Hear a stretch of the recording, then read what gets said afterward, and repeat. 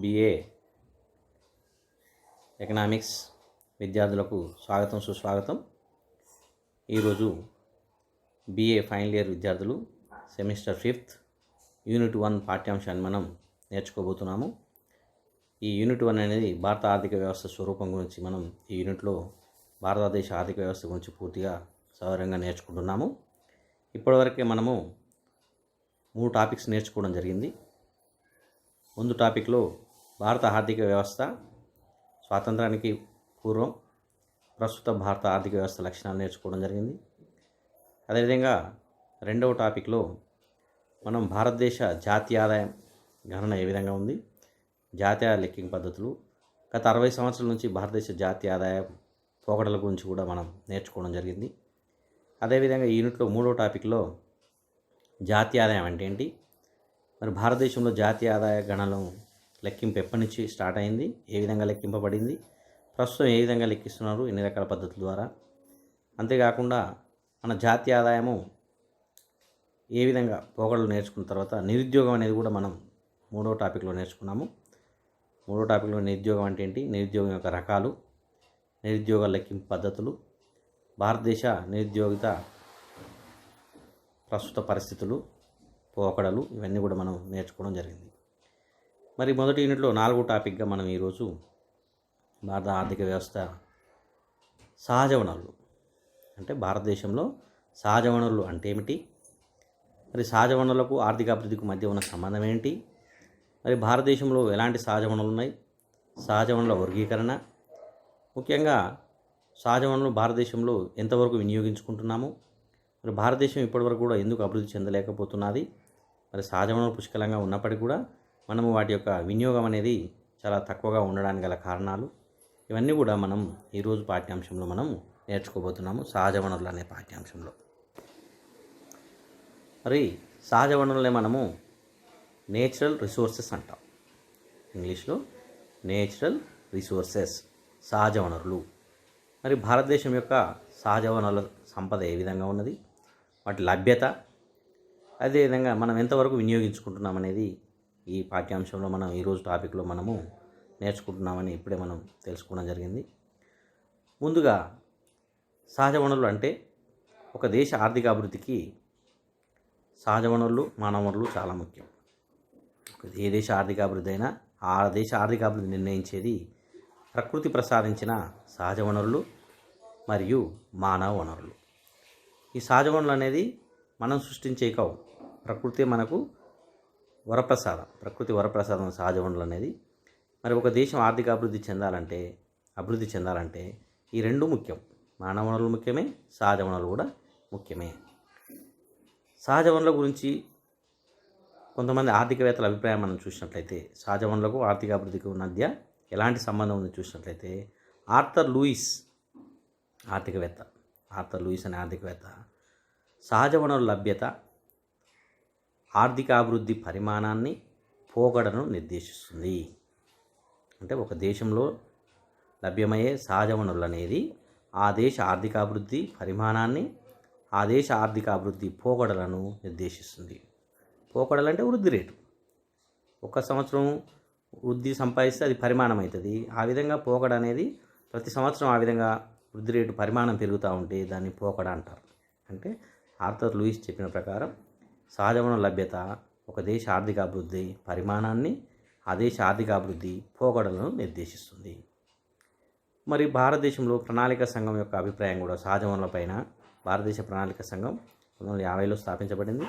మరి ఈ ప్రణాళిక సంఘం యొక్క అభిప్రాయాన్ని చూసినట్లయితే మన దేశం అభివృద్ధి చెందకపోవడానికి కారణం మానవ వనరుల, సహజ వనరుల అల్ప వినియోగమే. ప్రణాళిక సంఘం బాగా గుర్తించింది, మన భారతదేశము అభివృద్ధి చెందకపోవడానికి గల కారణం ఏంటంటే మన భారతదేశంలో మానవ వనరులు అధికంగా ఉన్నాయి. మానవ వనరులు అంటే జనాభా, మానవ వనరులు అధికంగా ఉన్నాయి, సహజ వనరులు కూడా అధికంగా ఉన్నాయి. కానీ ఆ సహజ వనరులు, మానవ వనరులని పూర్తిగా వినియోగించుకోలేకపోవడమే, అంటే అల్ప వినియోగమే కారణము అని ప్రణాళిక సంఘము మానవ వనరుల, సహజ వనరుల ప్రాధాన్యతను తెలిపింది. మరొక ఆర్థికవేత్త ఫిషర్ అభిప్రాయం చూసినట్లయితే ఒక ప్రాంత సహజ వనరులు అక్కడి ప్రజల ఆదాయాలను, ప్రజల జీవన ప్రమాణాలను మెరుగుపరిచి విదేశీ ద్రవ్యార్జనకు, మూలధన వస్తువుల కొనుగోలుకు దోహదపడుతుంది. ఫిషర్ చాలా సవివరంగా చెప్పడం జరిగింది. ఒక ప్రాంత సహజ వనరులు అంటే ఒక దేశ సహజ వనరులు అక్కడి ప్రజల అంటే ఆ దేశ ప్రజల ఆదాయాలు పెంచుతుంది. ఏ దేశంలో సహజ వనరులు అధికంగా ఉంటాయో ఆ దేశంలో ఆ ప్రజల యొక్క తలసరి ఆదాయాలు అధికంగా ఉంటాయి. అంతేకాకుండా ఆ దేశ ప్రజల జీవన ప్రమాణాలను పెంచుతుంది. ఆదాయాలు అధికంగా ఉన్నాయి కనుక ఆటోమేటిక్గా జీవన ప్రమాణాలు కూడా మెరుగ్గా ఉంటాయి. అంతేకాకుండా విదేశీ ద్రవ్యార్జనకు, మూలధన వస్తువుల కొనుగోలుకు దోహదపడుతుంది. అంటే ఈ దేశంలో సహజ వనరులు అధికంగా ఉన్నప్పుడు ఇక్కడ తయారైన వస్తువులను కానీ, ఇక్కడ ఉన్న సహజ వనరుల ముడి పదార్థాలు కానీ ఇతర దేశాలకు ఎగుమతి చేయడం వల్ల విదేశీ ద్రవ్యార్జన, విదేశీ మారక ద్రవ్యం అధికంగా సంపాదించబడుతుంది. అంతేకాకుండా విదేశీ మూలధనాలను కూడా, విదేశీ మూలధన వస్తువుల కొనుగోలు కూడా, యంత్రాలు, యంత్ర పరికరాలు వీటన్నిటి కూడా మనం తెచ్చుకోవడానికి ఉపయోగపడతాయి. అంటే ఏ ప్రాంతంలో అయితే సహజ వనరులు అధికంగా ఉంటాయో ఆ ప్రాంత ప్రజల ఆదాయాలు ఎక్కువగా ఉంటాయి, జీవన ప్రమాణాలు మెరుగుపరిచి విదేశీ ద్రవ్యార్జనకు, మూలధన వస్తువుల కొనుగోలుకు దోహదపడుతుందని ఫిషర్ చెప్పడం జరిగింది. అంటే ఆర్థర్ లూయిస్ చెప్పినా, ప్రణాళిక సంఘం చెప్పినా, ఫిషర్ చెప్పినా, ఎవరు చెప్పినా ఒక దేశ ఆర్థిక అభివృద్ధిని నిర్ణయించేది సహజ వనరులు మరియు మానవ వనరులు కూడా. కానీ ఇక్కడ మనం ఈరోజు టాపిక్లో సహజ వనరుల గురించి నేర్చుకుంటున్నాం కనుక సహజ వనరులు అనేది ఆర్థిక అభివృద్ధికి చాలా ప్రాముఖ్యత కలిగి ఉన్నది. సహజ వనరులు రెండు రకాలు. సహజ వనరులు స్థూలంగా రెండు రకాలుగా విభజించవచ్చు. స్థూలం అంటే మళ్ళీ ఒక్కొక్క దాంట్లో ఉంటాయి. మొదటిది చూసినట్లయితే హరించుకుపోయే సహజ వనరులు. మొదటి రకం ఏంటంటే హరించుకుపోయే సహజ వనరులు. ఉదాహరణకు బొగ్గు, చమురు, ఖనిజాలు మొదలగునవి. అంటే ఇవి ప్రకృతి ప్రసాదించిన సహజ వనరులు మనం తయారు చేయం, ప్రకృతి ప్రసాదించినవి. ఇవి సహజ సిద్ధంగా లభిస్తాయి, కావున ఇవి సహజ వనరులు అంటాము. ఇందులో మొదటిది సహజ వనరులు హరించుకుపోయాయి. అంటే మనం వినియోగిస్తూ ఉంటే అయిపోతాయి. ఫర్ ఎగ్జాంపుల్ ఒక ఆడ బొగ్గు గని ఉన్నది. బొగ్గు గనిలో మనం తవ్వి బొగ్గు తీస్తూ ఉంటే కొంతకాలానికి ఆ బొగ్గు అయిపోతుంది, హరించుకుపోతుంది. అదేవిధంగా చమురు, ఓ ప్రాంతంలో పెట్రోల్ ఉన్నది, మనం అక్కడ పెట్రోలియం తీస్తే కొంతకాలానికి అక్కడ అయిపోతుంది. ఖనిజాలు ఉన్నాయి, ఒక ప్రాంతంలో ఇనుప ఖనిజాలు ఉన్నాయి, బంగారు ఖనిజాలు ఉన్నాయి, ఇలాంటి ఖనిజాలు ఉన్నాయి అనుకోండి, మనం కొంతకాలానికి అక్కడ తీయడం వల్ల అక్కడ అయిపోతాయి. అంటే ఈ విధంగా మనం వినియోగిస్తూ ఉంటే అయిపోయే వనరులనే మనం అయిపోయే సహజ వనరులనే హరించుకుపోయే సహజ వనరులు అంటారు. రెండవ రకం చూసినట్లయితే సహజ వనరులు రెండవ రకము తిరిగి పొందగలిగే సహజ వనరులు. ఉదాహరణకు గాలి, నీరు, సూర్యరశ్మి, అటవీ సంపద, మత్స్య సంపద మొదలగునవి. అంటే ఇవన్నీ కూడా ప్రకృతి ప్రసాదించేవే సహజ వనరులే, అంటే మనం తయారు చేసినవి కావు. కానీ వీటిని మళ్ళీ మనము వినియోగిస్తే అయిపోయినా మళ్ళీ వాటిని మనం సృష్టించవచ్చు. ఫర్ ఎగ్జాంపుల్ గాలి ప్రకృతి ప్రసాదం. గాలి ఎంత వినియోగించినా అది అయిపోదు అంటే గాలిలో ఆక్సిజన్ శాతం తగ్గడానికి అవకాశం ఉంది. వాతావరణ కాలుష్యం వల్ల ఆక్సిజన్ తగ్గడానికి అవకాశం ఉంది. కావున మనం ఇప్పుడు ఆక్సిజన్ పెంచవచ్చు, మళ్ళీ చెట్లు పెంచడం వల్ల మళ్ళీ ఆక్సిజన్ శాతాన్ని పెంచవచ్చు, అంటే మళ్ళీ గాలిని పరిశుద్ధం చేయవచ్చు. అదేవిధంగా నీరు కూడా మనం బోర్వెల్స్ వేస్తాం, నీరు అయిపోతుంటుంది గ్రౌండ్ వాటర్లో. మళ్ళీ మనం కొన్ని వాటర్ షెడ్లు కానీ కొన్ని ప్రాజెక్టులు నిర్మించడం వల్ల మళ్ళీ గ్రౌండ్ వాటర్ని పెంచవచ్చు. సూర్యరశ్మి, అటవీ సంపద మనం అటవీలో ఉన్న కలపని మనం అవసరానికి నరికాం, మళ్ళీ మనం చెట్లను పెంచవచ్చు, మళ్ళీ హరితహారం లాంటి ప్రోగ్రాం నిర్వహించి చెట్లను పెంచవచ్చు. మత్స్య సంపద, ఇలాంటివన్నీ కూడా సహజ సిద్ధంగా లభించే సహజ వనరులు. ఇవి మనం వినియోగిస్తే అయిపోయినప్పటికీ వాటిని మళ్ళీ మనం తిరిగి పొందగలం, అంటే తిరిగి మళ్ళీ సృష్టించవచ్చు. ఇలాంటిని తిరిగి పొందగలిగే సహజ వనరులుగా మనం చెప్పవచ్చు. మళ్ళీ వాడుతూ ఉంటాం. అంటే ఈ విధంగా సహజ వనరులు స్థూలంగా రెండు రకాలు. ఒకటి హరించుకుపోయే సహజ వనరులు, రెండు తిరిగి పొందగలిగే సహజ వనరులు. మరి మన దేశంలో సహజ వనరులు పుష్కలంగా ఉన్నప్పటికీ, మన భారతదేశంలో సహజ వనరులు పుష్కలంగా ఉన్నప్పటికీ సక్రమంగా వినియోగించుకోలేకపోతున్నాం. అంటే పూర్తిగా సక్రమంగా వినియోగించుకోలేకపోతున్నాం. అందుకే భారతదేశము సంపన్నమైనది కానీ భారతీయులు మాత్రం పేదవారు. మనకి ఇంగ్లీష్లో ఒక సామెత ఉంది, India is rich but Indians are poor. అంటే భారతదేశము ధనిక దేశమే, సంపద గల దేశమే, భారతదేశము ధనిక దేశమే, కానీ భారతీయులు మాత్రం పేదవారు. అంటే దేశంలో సహజ వనరులు పుష్కలంగా ఉన్నాయి, అధికంగా ఉన్నాయి కనుక భారతదేశం చాలా సంపద గల దేశం, భాగ్య దేశం. కానీ భారతీయులు మాత్రం ఆ సహజ వనరులను వినియోగించుకోలేక, ఆ సహజ వనరులను వాడుకోలేక పేదవారుగా ఉన్నారు. అందుకే India is rich but Indians are poor. అంటే భారతదేశము సంపన్నమైన దేశము, కానీ భారతీయులు మాత్రం పేదవారుగా ఉన్నారు అని మనం చెప్పవచ్చు. అంటే ఈ కొటేషన్ బట్టి మనకి ఏమర్థమవుతుంది? భారతదేశంలో సహజ వనరులు పుష్కలంగా ఉన్నాయి, వాటి అల్ప వినియోగం వల్ల మనం ఇంకా పేదరికంలో ఉన్నట్లుగా తెలుస్తుంది. మరి ముఖ్యంగా మన భారతదేశం గురించి చెప్పినట్లయితే ఈ సహజ వనరుల్ని 5 రకాలుగా విభజించుకోవడం జరిగింది. ఓవరాల్గా 5 రకాల సహజ వనరులు మనం గుర్తించడం జరిగింది. ఒకటి భూమి, రెండవది అడవులు, మూడవది నీరు, నాలుగవది మత్స్య సంపద, ఐదవది ఖనిజ వనరులు, ఖనిజ సంపద. అంటే మనం ఒక్కొక్క దాని గురించి మళ్ళీ నేర్చుకోవాలి. భూమి ఎంత ఉన్నది, మనం ఏ విధంగా వినియోగించుకుంటున్నాం, ఎంతవరకు వినియోగించుకుంటున్నాం. అటవీ సంపద ఎంత ఉన్నది, ఇంకా ఎంత పెంచుకోవాల్సిన అవసరం ఉన్నది. జల వనరులు, నీరు ఎంత అందుబాటులో ఉంది మన భారతదేశంలో, మనం ఏ విధంగా వినియోగించుకుంటున్నాము. అదేవిధంగా మత్స్య సంపద, ఖనిజ సంపద, వీటన్నిటి గురించి ఒక్కొక్క దాని గురించి మనం నేర్చుకోవాల్సిన అవసరం ఉంది. ఇప్పుడు స్థూలంగా సహజ వనరులు 5 రకాలుగా మనం చెప్పుకుంటున్నాం.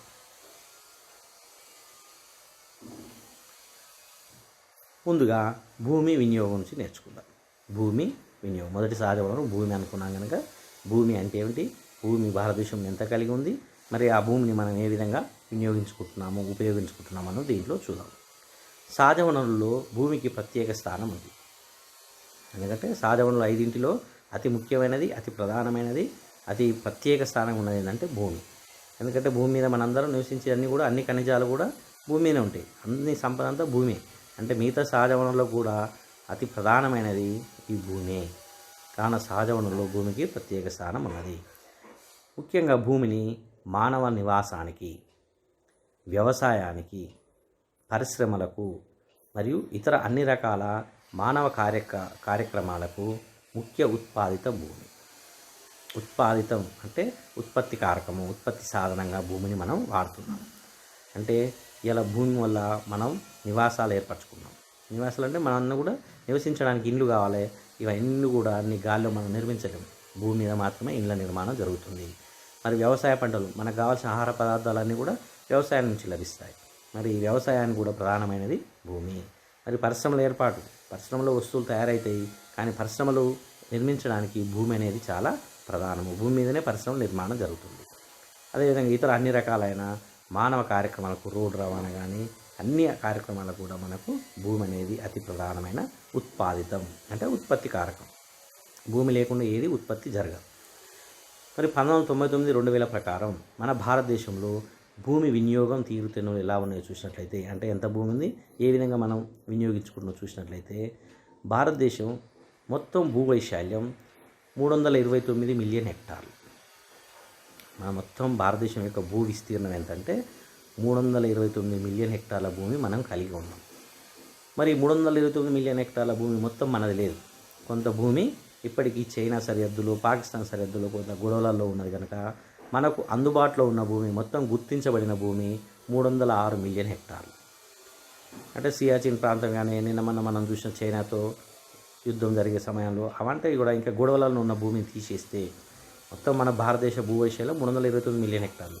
కానీ మొత్తం గుర్తించబడిన భూమి ఏంటంటే 306 మిలియన్ హెక్టార్ల భూమి ఇప్పుడు మనం పరిధిలో మనకు పంటలు పండించుకోవడానికి, ఉపయోగించుకోవడానికి ఎలాంటి గొడవలు లేకుండా ఉన్న భూమి ఏంటంటే 306 మిలియన్ హెక్టార్లు. ఈ 306 మిలియన్ హెక్టార్ల భూమిలో అడవుల కింద ఉన్న భూమి విస్తీర్ణము 69 మిలియన్ హెక్టార్లు. 69 మిలియన్ హెక్టార్ల భూమి మాత్రమే అడవుల కింద ఉంది. కేవలం ఇది 23%. నిజానికి ఇది మనకాడ 100 మిలియన్ హెక్టార్లు ఉండాలి, కానీ ఇక్కడ అంటే 33% భూమి ఉండాలి. సహజ సిద్ధంగా బయోడైవర్సిటీ మనకు అంటే భూమి పరిరక్షణ కోసము మనకాడ 100 మిలియన్ హెక్టార్ల ఉండాలి, కానీ కేవలం 23% 69 మిలియన్ హెక్టార్ల భూమి మాత్రమే అటవీ సంపద కింద ఉన్నది. తర్వాత పచ్చిక బయళ్ళ కింద ఉన్న భూమి 10 మిలియన్ హెక్టార్లు.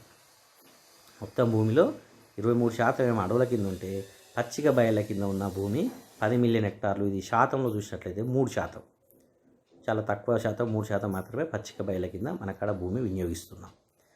సేద్యానికి పనికిరాని భూమి 18 మిలియన్ హెక్టార్లు. అంటే ఎలాంటి పంటలు పండడానికి ఉపయోగకరంగా లేని భూమి. గుట్టలు కావచ్చు, లేదా సవులు కావచ్చు, లేదా ఎలాంటి పంటలు పండించడానికి పనికిరాని భూమి ఎంత అంటే సేద్యానికి పనికిరాని భూమి 18 మిలియన్ హెక్టార్ల భూమి ఉంది. ఇది 6% ఉన్నది, 6% భూమి. తర్వాత సేద్యం అవుతున్న భూమి చూసినట్లయితే మన భారతదేశంలో మొత్తం సేద్యం అవుతున్న భూమి 141 మిలియన్ హెక్టార్ల భూమి. మొత్తం పంటలు పండించే భూమి, సేద్యం చేస్తున్న భూమి, అడవులు, సేద్యం, పచ్చిక బయలు ఇవన్నీ తీసేస్తే మనకు సేద్యం అవుతున్న భూమి 141 మిలియన్ హెక్టార్ల భూమి సేద్యం అవుతుంది, పంటలు పండిస్తుంది. దీంట్లో ఒక పర్యాయం కంటే ఎక్కువ సేద్యం అవుతున్న భూమి 49 మిలియన్ హెక్టార్లు. ఒక పర్యాయం కంటే ఎక్కువ అంటే ఇప్పుడు 141 మిలియన్ హెక్టార్లు ఏమో సంవత్సరానికి ఒక క్రాపే పండుతుంది, వర్షాధారంగా పండుతుంది. ముఖ్యంగా ఒక క్రాప్ మాత్రమే పండుతుంది. అలాంటి భూమి 141 మిలియన్ హెక్టార్లు అయితే ఒక పర్యాయం కంటే ఎక్కువ అంటే ఒక పంట కంటే ఎక్కువ పంటలు. ఫర్ ఎగ్జాంపుల్ నీటి వస్తున్న కాడ అధిక పంటలు పండించడానికి అవకాశం ఉంది. నీటి వస్తుంటే మనం వరి పంటని 2 సార్లు పండిస్తాము, అవసరమైతే 3 సార్లు కూడా అంటే ఈ విధంగా ఒక పర్యాయం కంటే ఎక్కువ పంట పండించడానికి అవకాశం ఉన్న భూమి 49 మిలియన్ హెక్టార్లు మాత్రమే. అంటే ఇప్పుడు మొత్తం భూమి ఒక పంట పండించేది 141 మిలియన్ హెక్టార్లు, మొత్తం పంట పండే భూమి 141 మిలియన్ హెక్టార్లే ఒక పంట పండుతుంది. 49 మిలియన్ హెక్టార్లేమో 2 పంటలు, ఒకటి కంటే ఎక్కువ పంటలు, 2 కావచ్చు, 3 కావచ్చు. కొన్ని కూరగాయ పంటలు పండించినప్పుడు ఇంకెక్కువ సార్లు కూడా ఎక్కువ పంటలు కూడా పండుతాయి. మరి అలాంటప్పుడు మొత్తం భూమి ఇప్పుడు చూసినట్లయితే పంట పండే భూమి ఒక పంటది 141 ప్లస్ ఒకటి కంటే ఎక్కువ పంటలు పండే భూమి 49 మిలియన్ హెక్టార్లు. మొత్తం భూమి 190 మిలియన్ హెక్టార్ల భూమి మనం పండిస్తున్నాము. అంటే పంట పండించడానికి ఒక పంట కానీ 2 పంటలు కానీ పండించడానికి అవకాశం ఉంది, వినియోగిస్తున్నాం. అంటే కేవలం మన భూభాగంలో 62% మాత్రమే మనం వినియోగించుకుంటున్నాం.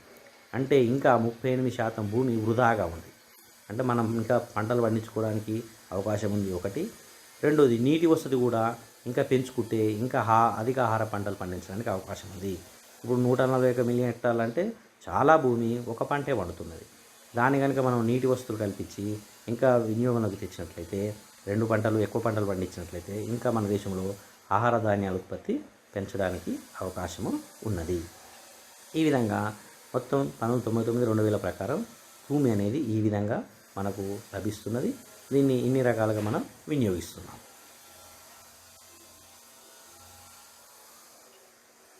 మరి ఈ భూమి అనేది ఏ విధంగా ఉంది, మన భారతదేశంలో భూమి ఎంత ఉంది, ఏ విధంగా వాడుకుంటాం ఇప్పుడే చూసాము. ఇప్పుడు భారతదేశంలో మొత్తం భూమి 8 రకాల నేలలు ఉన్నట్లుగా ఐసీఆర్ గుర్తించడం పడింది.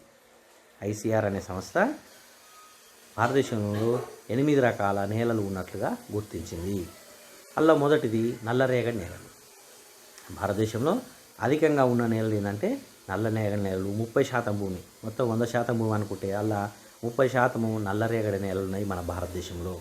తర్వాత రెండోది ఎర్ర నేలలు. ఎర్ర నేలలు అంటే ఎర్రగా ఉంటాయి మన ఏరియాలో మొత్తం నల్గొండ జిల్లాలో కానీ ఎక్కడైనా ఎర్ర నేలలు అధికంగా ఉన్నాయి. అంటే ఇది 28% భూమి, మొత్తం భూమిలో భారతదేశంలో 28% భూమి అనేది ఉన్నది. అంటే ఓవరాల్గా నల్లరేగడి ఎర్ర నేలలే దాదాపు 60% భూమి ఉంది మనకాడ. ఎక్కువ భూమి మనకాడ భారతదేశంలో నల్లరేగడి నేలలు, ఎర్ర నేలలు మాత్రమే అధికంగా ఉన్నాయి. తర్వాత మూడోది చూసినట్లయితే ఒండ్రు మట్టి నేలలు. ఇవి 22% ఉన్నాయి. ఒండ్రు మట్టి నేలలు అనేది 22%. ఇది ముఖ్యంగా నదులు ప్రవహించే ప్రదేశాల్లో ఒండ్రు మట్టితో ఉన్నాయి. గంగా నది, సింధు నది, బ్రహ్మపుత్ర నది పరివాహక ప్రాంతాల్లో, లేదా గోదావరి, కృష్ణ, మనకాడ కూడా గోదావరి, కృష్ణ పరివాహక ప్రాంతాల్లో ఈ విధంగా బలమైన నేలలు, ఒండ్రు మట్టి నేలలు అనేది ఉన్నాయి. ఇది 22% ఉన్నాయి. తర్వాత లాటరైట్ నేలలు. లాటరైట్ నేలలు అనేది మన భారతదేశంలో 5.4% ఉన్నాయి. లాటరైట్ నేలలు అనేది 5% ఉన్నాయి. తర్వాత పర్వత అటవీ నేలలు అంటే పర్వతాలు, గుట్టలు, కొండలు, గుట్టలు ఉన్న ప్రదేశాలు లేదా అటవీ ప్రాంతాలు 8% ఉన్నాయి మనకాడ. తర్వాత ఎడారి నేలలు 6% ఉన్నది. అంటే నేలల రకాల్లో ఎడారి నేలలు అంటే ముఖ్యంగా గుజరాత్ రాష్ట్రంలో కానీ, రాజస్థాన్ కానీ అక్కడ కొన్ని ప్రదేశాల్లో ఎడారి ప్రాంతాలు ఉన్నాయి. ఈ ఎడారి ప్రాంతాల్లో ఇసుక బాగా ఉంటుంది, పంటలు కూడా పండడానికి అవకాశం తక్కువ. అలాంటి నేలలు 6% ఉన్నాయి మన దేశంలో. ఫేట్ నేలలు అంటారు, ఊబి నేలలు. ఇవి ముఖ్యంగా ఈ ఊబి నేలలు అంటే ఊట నేలలు అంటారు. అంటే జాలు వారుతుంటాయి, పంటలు పండవు అలాంటి భూములు. ముఖ్యంగా ఇవి శివాలికు కింది ప్రాంతాల్లో టెరాయి నేలలు కూడా అంటారు. ఇవి అంటే శివాలిక ప్రాంతాల్లో ఇవి ఊబి అంటే ఊట వచ్చి ఎప్పుడు జాలుగా ఉంటాయి. అలాంటి భూమి 2% ఉన్నది. తర్వాత ఆమ్ల క్షార నేలలు. ఆమ్లము క్షార నేలలు కూడా ఇవి అధికంగా మనకాడ కొన్ని ప్రదేశాల్లో మాత్రమే ఇవి ఉన్నాయి. అంటే ఈ విధంగా ఐసీఆర్ గుర్తించిన ప్రకారం మన భారతదేశంలో నేలలు 8 రకాలుగా ఉన్నాయి. ఈ 8 రకాల నేలల్లో మనం పంటలు పండిస్తున్నాము. కానీ ఓవరాల్గా భూమి అనేది మన భారతదేశంలో అధికంగా ఉన్నప్పటికీ కూడా ప్రపంచంలోనే మనం 7వ స్థానంలోను, అధిక భూమి కలిగిన దేశాల్లో మనం 7వ స్థానంలో, ప్రపంచ భూ విస్తీర్ణంలో 2.4% మన భూ విస్తీర్ణం ఉంది. కానీ మనం అంత భూమిని మనం వినియోగించుకోలేకపోతున్నాము. ఇప్పటికి ఇంకా 190 మిలియన్ హెక్టార్ల భూమి మాత్రమే పంటలు పండిస్తున్నాము. మరి చాలా భూమి వృధాగా ఉంది. అది మనం వినియోగంలోకి తెచ్చినట్లయితే నిజంగా భారతదేశము అభివృద్ధి చెందిన దేశంగా మారడానికి అవకాశం ఉన్నది. నెక్స్ట్ రెండోది చూసినట్లయితే అడవులు. రెండోది సహజ వనరుల్లో రెండోది చూసినట్లయితే అడవులు అనేది మనం భూమి వినియోగం ఏ విధంగా ఉంది, దాని ప్రాధాన్యత, దాని రకాలు చూసాం. ఇప్పుడు రెండోది చూసినట్లయితే అడవులు. మరి అడవి సంపద లేదా అడవులు అంటే ప్రకృతి ప్రసాదించిన అడవులను మనం సృష్టిస్తలేము. ప్రకృతి ప్రసాదించిన అడవులలో వన్యప్రాణులు, ఆదిమ తెగలు, ఆవాసాలు, కలప, చందనం, కర్పూరం, ఔషధ మొక్కలు, తేనె, కాగితం మొదలగునవి విభిన్న వస్తువులు లభిస్తున్నాయి. అంటే మన దేశంలో ఉన్న అడవుల నుంచి మనకు చాలా ఉపయోగాలు ఉన్నాయి, చాలా అవసరాలు ఉన్నాయి. అడవులు మనకు తెలియకుండానే మనకు అనేక రకాల లాభాలు చేకూరుస్తున్నాయి. మరి అటవీ ప్రాంతము ప్రకృతి ప్రసాదించింది. ముఖ్యంగా ఈ అడవుల్లో వన్యప్రాణులు, రకరకాల పక్షులు, జంతువులు, జీవజాలం మొత్తం కూడా అడవి ప్రాంతంలోనే నివసిస్తున్నాయి. అంటే ఈ ప్రకృతి మీద, భూమి మీద మనకెంత అధికారం ఉందో ఈ జీవజాతిలో కూడా సమాన అవకాశం అనేది దేవుడు కల్పించడం జరిగింది. మరి ఇవాళ మానవులు తమ స్వార్థం కోసం అడవులను నరికేస్తూ ఈ వన్యప్రాణులకు రక్షణ లేకుండా చేస్తున్నారు. అందుకే అడవులు అనేది మనం పెంచాల్సిన అవసరం ఉంది. వన్యప్రాణులు చాలా జీవం అంతా కూడా అక్కడే జీవిస్తుంది. అదేవిధంగా అడవుల్లో ఆదిమ తెగలు, ముఖ్యంగా మన భారతదేశంలో చూసినట్టయితే అనేక తెగలు అడవుల్లోనే నివసిస్తున్నారు. మనకాడ చూసినట్టయితే ఇక్కడికి లంబాడీలు, చెంచు వాళ్ళు, కోయలు, గోండు జాతి వాళ్ళు, వీళ్ళంతా కూడా ఆదిమ తెగలు. వీళ్ళంతా కూడా అటవీ ప్రాంతంలోనే నమ్ముకొని అక్కడే జీవనాన్ని గడుపుతున్నారు. అక్కడే ఆవాసాలు ఏర్పాటు చేసుకొని అక్కడే నివాసం ఉంటున్నారు. అదే కాకుండా ఈ మధ్య కాలంలో అడవులను నరుకుతూ ఇంకా మనం ఇండ్లు, అంటే ఇలా భారతదేశంలో జనాభా పెరుగుతుంది కనుక ఇంటి నిర్మాణాల కోసం మనం చెట్లను నరికి లేదా అడవులని ఆక్యుపై చేసుకొని మనం భూ విస్తీర్ణాలలో నివాసాలు ఏర్పాటు చేసుకుంటున్నాం. అంటే ఇండ్లు కట్టుకోవడానికి కూడా, ఆవాసాలు ఏర్పాటు చేసుకోవడానికి అడవులు ఉపయోగపడుతున్నాయి. తర్వాత అడవుల నుంచి మన కలప, అనేక రకాల చెట్లు, వెదురు, కలప, టేకు, ఇవన్నీ కూడా మనకు అడవుల నుంచే మనకు ఇంటి గృహ అవసరాలకు కానీ ఇతర అవసరాలకు కానీ కావాల్సిన చెక్క అంతా కూడా అడవుల నుంచి లభిస్తుంది. కలప. చందనం అంటే రకరకాల సబ్బులు లేదా రకరకాల పౌడర్లు, ఇవన్నీ కూడా చందనం అనేది కూడా ఒక రకమైన చెట్లే. ఆ చెట్ల నుంచి చందనం మనకు సెంట్లు, సబ్బులు, పౌడర్లు, అనేక రకాల ఆయుర్వేద అంశాల్లో కూడా ఇది ఉపయోగపడుతుంది. తర్వాత కర్పూరం, ఔషధ మొక్కలు, అనేక రకాల ఔషధ మొక్కలు, మందులు, అదేవిధంగా తేనె, కాగితం, ఇవన్నీ కూడా అడవుల నుంచి మనకు లభిస్తున్నాయి. అంతేకాకుండా అడవుల వల్ల లాభాలు మనం చూసినట్లయితే ఇంకా అడవుల వల్ల వర్షపాతం, అధిక వర్షపాతం రావాలంటే మనం అడవుల్ని పెంచాలి, అడవుల్ని రక్షించుకోవాలి. ముఖ్యంగా CO2 తగ్గుదల. CO2 అంటే కార్బన్ డైఆక్సైడ్. అంటే CO2 కార్బన్ డైఆక్సైడ్ వల్ల గాలిలో ఉన్న ఆక్సిజన్ శాతం తగ్గడం వల్ల మనకు మానవ మనుగడకే ముప్పు ప్రమాదం ఉన్నది. అందుకే ఈ CO2ని తగ్గించేదంటే చెట్లు ఏం చేస్తాయి, CO2ని తీసుకొని ఆక్సిజన్ని రిలీజ్ చేస్తాయి. అందుకే అడవులు అనేది చాలా ముఖ్యం. అదేవిధంగా అడవులు వరదలు, నేలకోత నియంత్రణ చేయడం, తర్వాత జీవావరణ వ్యవస్థను కాపాడడం, బయోడైవర్సిటీ అంటాం. జీవావరణ వ్యవస్థ అంటే బయోడైవర్సిటీ సమతుల్యం చేయడం కూడా అడవులు అనేది చాలా ఉపయోగంగా మనం చూస్తున్నాం. మన దేశంలో అడవులు చూసినట్లయితే మనం ఇలాగ చెప్పినట్లే 69 మిలియన్ హెక్టార్ల అడవులు ఉన్నాయి. 69 మిలియన్ హెక్టార్ల భూ విస్తీర్ణము అడవులు ఉన్నది. అంటే ఇది 23%గా ఉంది. మరి ఈ అడవుల వల్ల 5 లక్షల ప్రజలకు ప్రత్యక్ష ఉపాధి కలుగుతుంది. ముఖ్యంగా మన దేశంలో అడవుల ఆధారంగా ప్రత్యక్షంగా అడవుల వల్ల 5 లక్షల మందికి ప్రత్యక్ష ఉపాధి కూడా అడవుల నుంచి లభిస్తుంది. తర్వాత 3 కోట్ల పశువులకు పశుగ్రాసం అందిస్తుంది. 3 కోట్ల పశువులకు, ఇలా పశువులన్నీ కూడా అటవీ మీదనే ఆధారపడి, పశువులు, జీవజాతులన్నీ కూడా అటవీ మీద ఆధారపడి ఉన్నాయి. మన జీడిపిలో మన దేశ ఆదాయంలో 1% ఆదాయము అడవుల నుంచి లభిస్తుంది.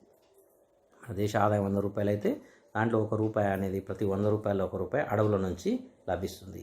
ఇది అడవుల వల్ల ప్రాధాన్యత, మన దేశంలో ఉన్న అడవుల ప్రాధాన్యత గురించి నేర్చాం. మన దేశంలో అడవులు ముఖ్యంగా 6 రకాలుగా వర్గీకరించవచ్చు.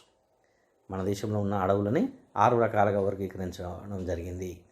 ముఖ్యంగా మొదటి చూసినట్లయితే ఉష్ణమండల లేదా ఆర్ద్ర సతత హరిత అరణ్యాలు. ఉష్ణమండలం అంటే మనంతా కూడా భూమధ్య రేఖకు దగ్గరగా ఉన్నాం కనుక మనం ఉష్ణం ఎక్కువ ఉంటుంది. మరి అదే కాకుండా హిమాలయాలు అక్కడికి పోయేసరికి ఆర్ద్ర సతత హరిత అరణ్యాలు అనేది అక్కడ అధికంగా ఉన్నాయి. రెండో రకము ఉష్ణమండల తేమతో కూడిన ఆకురాల్చు అడవులు. ఉష్ణమండల తేమతో కూడిన ఆకురాల్చు అడవులు. సతత హరిత అరణ్యాలు ఎప్పుడు ఎల్లకాలం చాలా ఎత్తుగా పెరుగుతాయి చెట్లు. అక్కడ చాలా పెద్ద హిమాలయాల్లో పెద్ద పెద్ద చెట్లు అవి. తర్వాత అవి ఎప్పుడు కూడా పచ్చగానే ఉంటాయి. అదే ఉష్ణమండల తేమతో కూడిన అడవులు ఇవి ఎండాకాలం రాగానే ఆకులు రాలుస్తాయి, మళ్ళీ వానాకాలం రాగానే చిగురిస్తాయి. అంటే ఇలాంటి అడవులు ఆకురాల్చు అడవుల కింద మనం చూస్తాం. మూడో చూసినట్లయితే ఉష్ణమండల శుష్క ఆకురాల్చు అడవులు. శుష్క ఆకురాల్చు అడవులు అంటే ముఖ్యంగా ఇవి పీఠభూమి ప్రాంతాల్లో ఉంటాయి. కొండలు, గుట్టలు, మనకాడ ఇలాంటి ప్రాంతాల్లో ఇక్కడ శుష్క ఆకురాల్చు అడవులు ఉంటాయి. నాలుగవది ఉష్ణమండల ముళ్ళ పొదలు. ఉష్ణమండల ముండ్ల పొదలు. ఐదో చూసినట్లయితే మడ అడవులు. మడ అడవులు అంటే మ్యాంగ్రూవ్.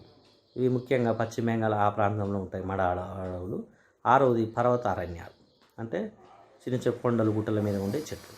అంటే ఓవరాల్గా మన దేశంలో అడవులని 6 రకాలుగా విభజించడం జరిగింది.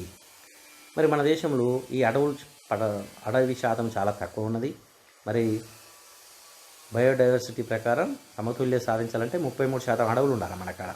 కానీ ఇప్పటికీ తక్కువ ఉన్నది, 23%. ఇంకా రీసెంట్ లెక్కల ప్రకారం 21%కే ఉన్నట్టుగా మనకు కొన్ని రీసెంట్ సర్వేలు చెప్తున్నాయి.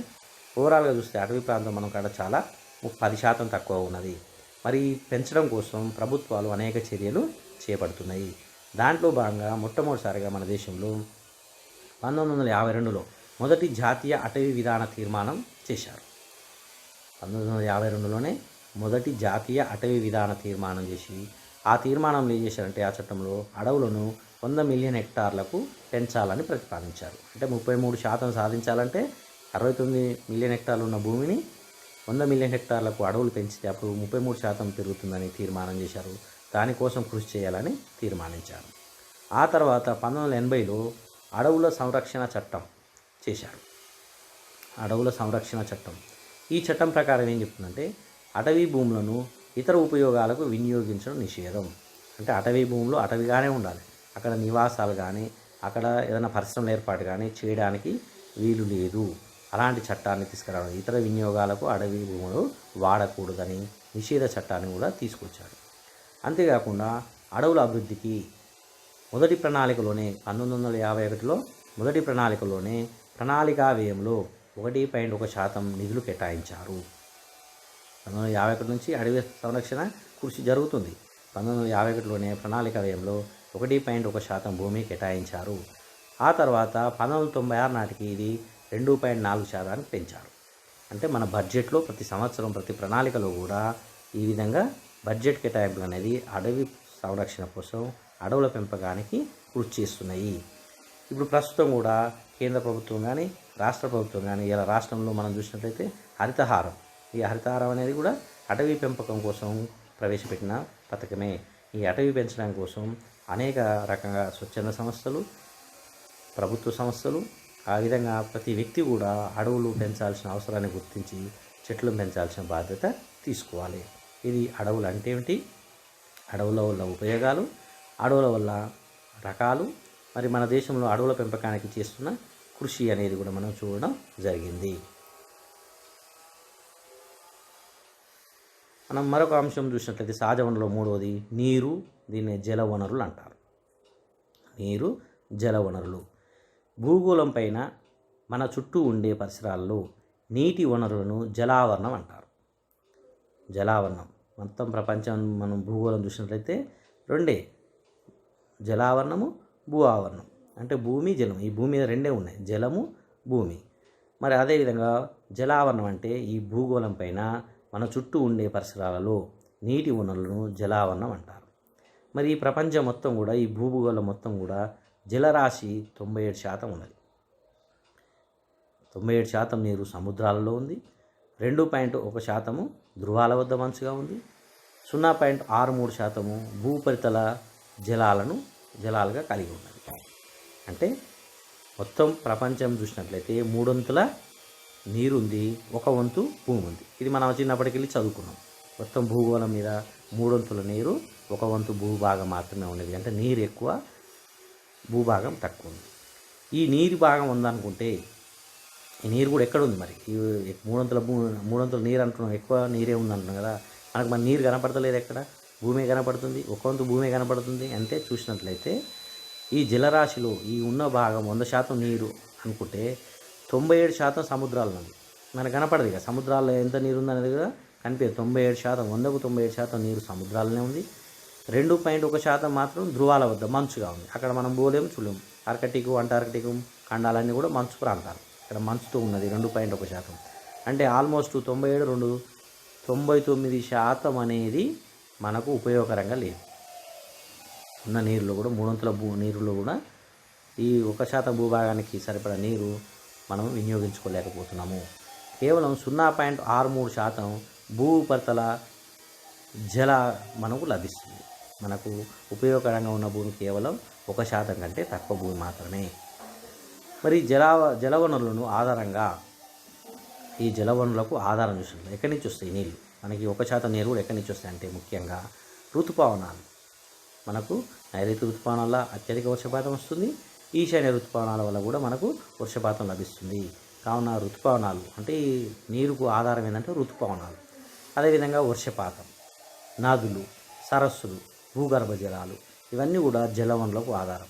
ఇలా మన భూమి మీద, మన దేశంలో చూసినట్లయితే సరస్సులు ఉన్నాయి, నదులు ఉన్నాయి, వర్షం ద్వారా వస్తున్నాయి, ఋతుపవనాలు, భూగర్భ జలాలు, బోర్వెల్స్ ద్వారా కూడా నీరు. అంటే ఈ రకరకాల పద్ధతుల ద్వారా మన భారతదేశంలో నీరు అనేది లభిస్తుంది. ఈ విధంగా మన దేశంలో లభించే నీటి వనరుల్లో 87% సాగునీరుగా వాడుతున్నాం. పంటలు పండించడానికి సాగునీరుగా వాడుతున్నాము. 13% గృహ అవసరాలకు, ఇళ్లలో అవసరాలకు, పారిశ్రామిక అవసరాలకు వినియోగిస్తున్నాం. అంటే ఈ విధంగా మన దేశంలో లభించే నీరు అనేది మనకు ప్రపంచంలో ఎంత శాతం ఉంది? మనం కేవలం 1% నీరే వాడుకుంటున్నాము. మరి మన దేశంలో ఏ విధంగా నీటి లభ్యత ఉంది అంటే మన దేశంలో ఋతుపవనాల వల్ల వర్షం వస్తుంది, తర్వాత నదులు, సరస్సులు, భూగర్భ జలాల నీరు వస్తుంది. ఈ విధంగా వీటి ద్వారా వచ్చే నీరు 100% అనుకుంటే ఈ 100లో 87 లీటర్లు, 100 లీటర్లు అనుకుంటే 87 లీటర్లు కేవలం వ్యవసాయ రంగానికి వాడుతున్నాము. 13% మాత్రమే గృహ, పారిశ్రామిక అవసరాలకు వినియోగిస్తున్నాము. మరి ముఖ్యంగా నీటి వినియోగం అనేది మనము 87% వ్యవసాయము, 13% గృహ, పారిశ్రామిక ఈ 2 భాగాలను చూసినట్లయితే ముఖ్యంగా నీటి వినియోగం ఏ విధంగా జరుగుతుంది మన దేశంలో?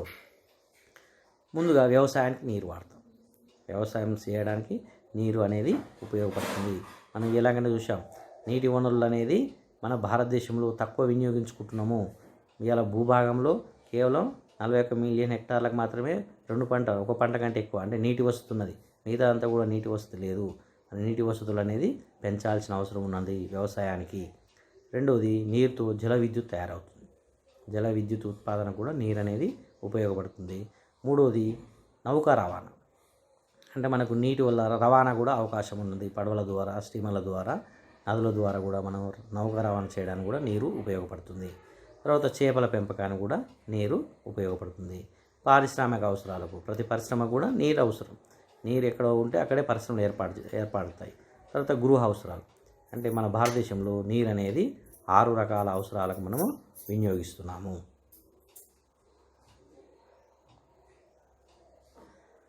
మన భారతదేశంలో నీరు గురించి బిఎన్ నాగ్ మరియు జిఎన్ కత్వాలియా వీళ్ళు జాతీయ వ్యవసాయ కమిషన్ వీరి అంచనా ప్రకారం మన దేశంలో లభించే నీరు ఏ విధంగా ఉంది, మనం ఏ విధంగా వాడుతున్నాం చూసినట్లయితే నాగ్ అండ్ కత్వాలియా వీళ్ళిద్దరు చెప్పిన జాతీయ వ్యవసాయ కమిషన్ అంచనా ప్రకారం దేశంలో సగటు వర్షపాతం 400 మిల్లీ హెక్టామీటర్లు.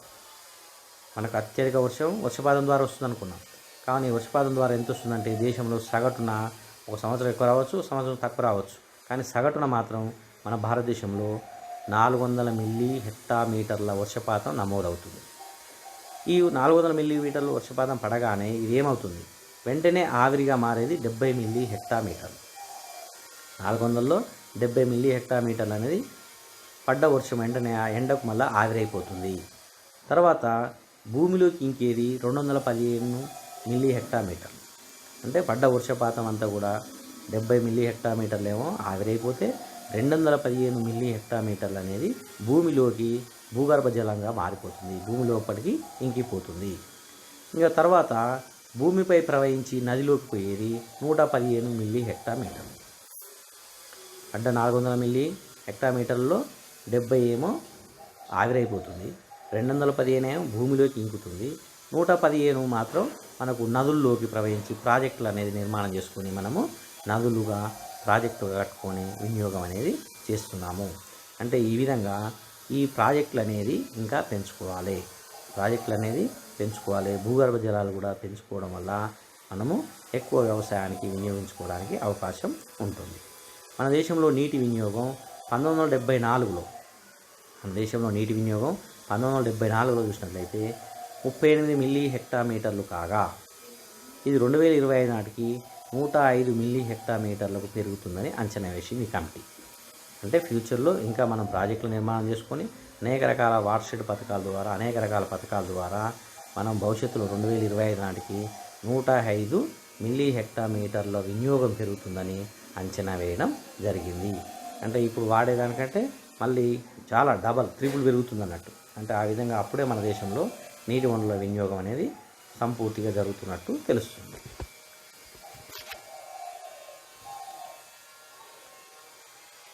నాలుగోది చూసినట్లయితే మత్స్య సంపద. ఇప్పటివరకు మనం భూమి వినియోగం చూసాము, తర్వాత అటవీ సంపద చూసాము, తర్వాత నీరు జలవనరుల గురించి మన దేశంలో సహజ వనరులు జలవనరుల గురించి చూసాము. నాలుగవ సహజ వనరు మత్స్య సంపద. మన దేశం చేపల పెంపకంలో జపాన్, చైనా తర్వాత 3వ స్థానాన్ని కలిగి ఉంది. ప్రపంచం మొత్తంలోనే మన దేశము చాలా ఉపయోగకరంగా ఉంది, చేపల పెంపకానికి అనుకూలంగా ఉన్నది, అవకాశాలు అధికంగా ఉన్నాయి. ప్రపంచంలో అత్యధిక చేపల పెంపకం జపాన్లో ఉంటుంది, 2వ స్థానంలో చైనా, తర్వాత 3వ స్థానంలో ఉన్నది భారతదేశానికి అవకాశం ఉన్నది. దేశంలో 2 మిలియన్ల చదరపు కిలోమీటర్ల విస్తీర్ణంలో చేపల పెంపకానికి అనువైన ప్రాంతం ఉంది. 2 మిలియన్ చదరపు కిలోమీటర్ల విస్తీర్ణంలో మనం చేపల పెంపకానికి అవకాశం ఉంది. వీటిని చూసినట్లయితే మరి ఎక్కడి నుంచి ఎంత ఉంది చూసినట్లయితే తీర ప్రాంతం. మన భారతదేశానికి 3 దిక్కుల సముద్రం ఉంది. ఒక దిక్కు మాత్రమే భూభాగం ఉంది కనుక 3 దిక్కులో కూడా తీర ప్రాంతం ఉంది మనకు. ఇటు బంగాళాఖాతము, అటు అరేబియా సముద్రము, ఇటు హిందూ మహాసముద్రము. ఈ సముద్రాల పోటీ అంచుపోటు ఉన్న రాష్ట్రాలన్నీ కూడా తీర ప్రాంత రాష్ట్రాలు. అంటే దాదాపు 7,520 కిలోమీటర్ల తీర ప్రాంతం ఉంది. ఈ తీర ప్రాంతంలో కూడా మనం చేపల పెంపకానికి అవకాశము ఉన్నది. రెండోది చూసినట్లయితే నదులు. 29,000 కిలోమీటర్ల నదీ పరివాహక ప్రాంతం ఉంది. నదులు ప్రవహిస్తున్నాయి, వివిధ నదులు. మన దేశంలో నదులన్నీ కలిపితే 29,000 కిలోమీటర్ల నదీ ప్రవాహం ఉన్నది. ఈ నదీ ప్రవాహంలో కూడా మనం చేపల పెంపకానికి అనువైన ప్రదేశము ఉన్నది. తర్వాత జలాశయాలు. 1.7 మిలియన్ చదరపు కిలోమీటర్ల జలాశయాలు అంటే ప్రాజెక్టులు. నాగార్జునసాగర్ ప్రాజెక్టు కానీ, పాంకరణంగల్ కానీ, అంటే పెద్ద ప్రాజెక్టులు, జలాశయాలు అనేది పెద్ద జలాశయాలు మన దేశంలో ఉన్నాయి. ఇక్కడ 1.7 మిలియన్ల ఈ జలాశయాల్లో కూడా మనము చేపల పెంపకానికి అనుకూలమైన వాతావరణం ఉన్నది, అనువైన అవకాశం ఉన్నది. తర్వాత మరొకటి చూసినట్లయితే నాలుగోది సరస్సులు, చెరువులు.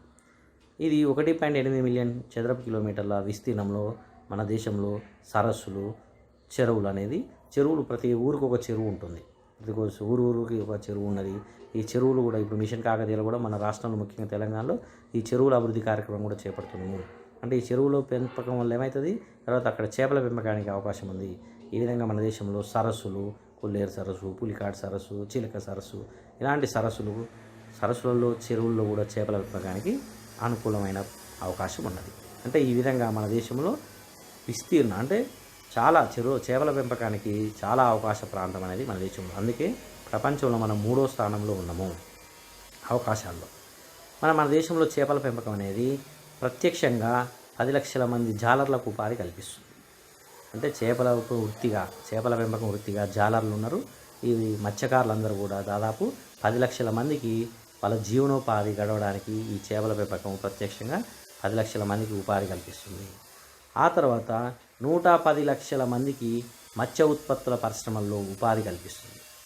అంటే 110 అంటే 1,10,00,000 మందికి ఈ మత్స్య పరిశ్రమలు, మత్స్య అనుబంధ పరిశ్రమలు, డైరెక్ట్ చేపలు పట్టకుండా ఆ చేపలతో రకరకాల ఉత్పత్తులు అలాంటి దాని అనుబంధ పరిశ్రమల్లో దాదాపు 110,00,000 అంటే 1,10,00,000 మంది ఉపాధి కల్పిస్తుంది.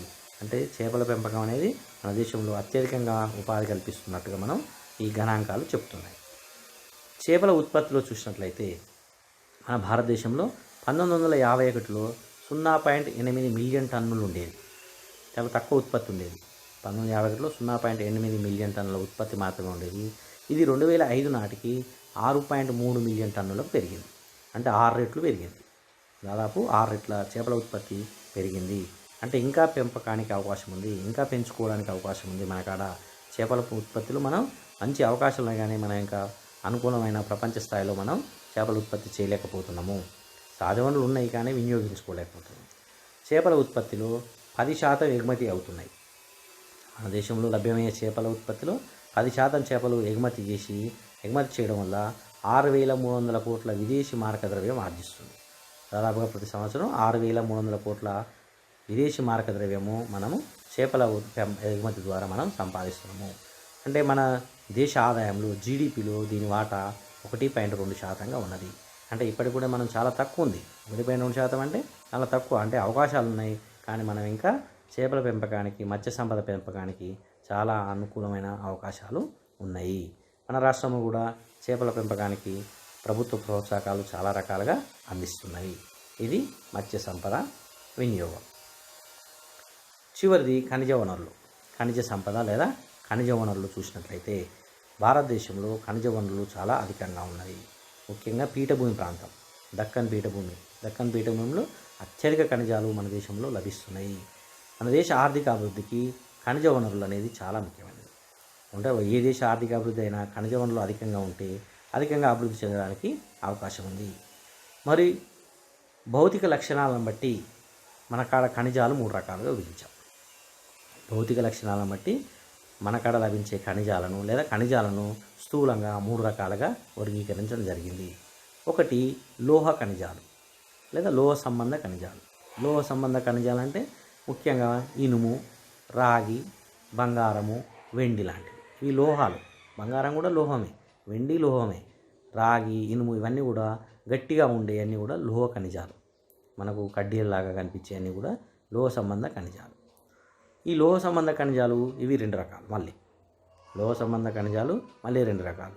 దీంట్లో మొదటిది చూసినట్లయితే ఇనుప లోహ సంబంధ ఖనిజాలు. ఇనుప లోహ సంబంధ ఖనిజాలు అంటే ఇనుము సంబంధ ఖనిజాలు.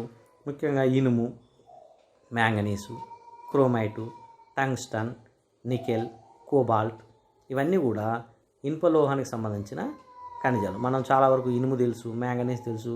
టంగ్స్టన్ అనేది కూడా మనకు బల్బులలో ఉంటుంది. బల్బ్ వెలగడానికి మన సన్న పోసలాగా ఎలిగే మెరుపంతా కూడా టంగ్స్టన్ తోటే ఆ బల్బులు తయారవుతాయి. నికెల్, కోబాల్ట్ ఇవన్నీ కూడా మిక్సింగ్ చేస్తారు. అంటే రాగి, మనకు అల్యూమినియం ఇలాంటివి కూడా స్టెయిన్లెస్ స్టీల్ ఇవి తయారు చేయడానికి కూడా వీటిని మిక్సింగ్ చేయడం జరుగుతుంది. అంటే ఇవన్నీ కూడా ఇనుప లోహ సంబంధ ఖనిజాలు.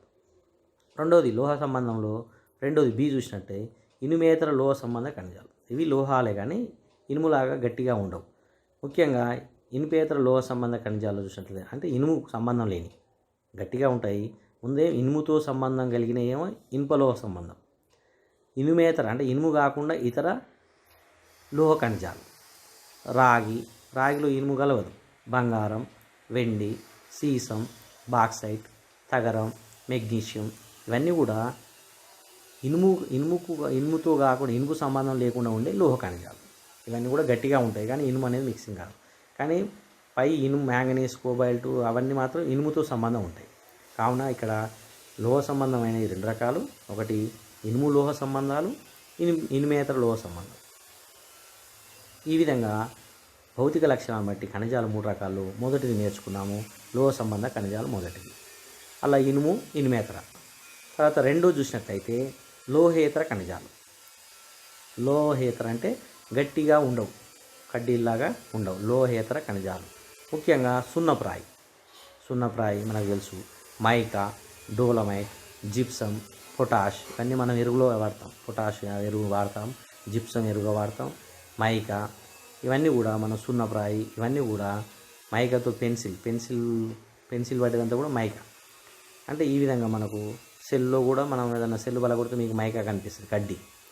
అంటే ఈ విధంగా లోహేతర ఖనిజాల్లో ఇవి మన దేశంలో పుష్కలంగా లభిస్తున్నాయి. మూడోది చూసినట్లయితే ఇంధన ఖనిజాలు. ఇంధన ఖనిజాలు అంటే మనకు ఏదైనా ఇంధనాలుగా అంటే మిషనరీలు నడవడానికి ఉపయోగపడేవన్నీ కూడా ఇంధన ఖనిజాలే. పెట్రోలియం, బొగ్గు, లిగ్నైట్, యురేనియం, థోరియం, ఇవన్నీ కూడా ఇంధన ఖనిజాలు, శక్తినిచ్చేవన్నీ కూడా. అంటే యంత్రాలు నడవడానికి ఇంధనంగా ఉపయోగపడేవన్నీ కూడా ఇంధన ఖనిజాలు. పెట్రోల్ కానీ, బొగ్గు కానీ, లిగ్నైట్ కానీ, ఇవన్నీ కూడా యురేనియం, థోరియం, ఇవన్నీ కూడా. అంటే ఈ విధంగా ఖనిజ వనరులు 3 రకాలు: లోహ సంబంధ ఖనిజాలు, లోహేతర ఖనిజాలు, ఇంధన ఖనిజాలు, ఈ 3 రకాలు. మరి ఈ ఖనిజాలన్నీ కూడా మన భారతదేశంలో చాలా పుష్కలంగా ఉన్నాయి. ముఖ్యంగా మనది దక్కన్ పీఠభూమి ప్రాంతంలో ఈ పుష్కలమైన ఖనిజ సంపద మన దేశంలో ఉన్నది. దేశ ఉత్పాదక శక్తి పెంచడానికి, ఈ దేశంలో అవస్థాపన సౌకర్యాలు పెంచడానికి, మూలధన వస్తువుల ఉత్పత్తికి ఖనిజాలు దోహదపడతాయి. మూలధన వస్తువులు అంటే యంత్రాలు, యంత్ర పరికరాలు. ఈ యంత్ర పరికరాలు తయారు చేయాలంటే ఇనుము కావాల్సింది.